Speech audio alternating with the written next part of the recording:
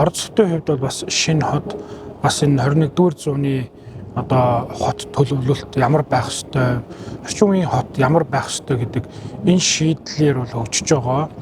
Ийм одоо сайхан хотоо гэж ингэж ойлгож байгаа. Одоо ялангуяа одоо хиймэл оюун ухаан, за тэгээд инновац инновацид суурилсан одоо энэ эрчим хүчний салбарыг хөгжүүлэх одоо олон ажил арга хэмжээнүүд бол энд бас хийгдэж байгаа гэж ингэж ойлгож байгаа. Тэгэхээр эрчим хүчний салбар бол яг харахгүй одоо улс орны хувьд бол хамгийн чухал салбар.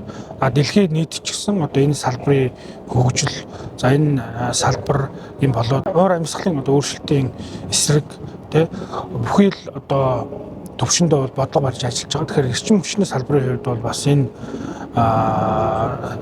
одоо бодлоготой уялдуулаад дэлхийн нийтийн одоо чиг хандлагатай уялдуулаад за мөн бүгд хятад улсын одоо энэ салбарын талаар хэрэгжүүлэх бодлоготой уялдуулаад бас олон зорилт арга хэмжээг бол хийж хэрэгжүүлж ажиллаж байгаа. Тэгэд энэ арга хэмжээнд дээр бол бас энэ бүх мэдээллийг бол осоолж авч байгаад бол талархалтай байна.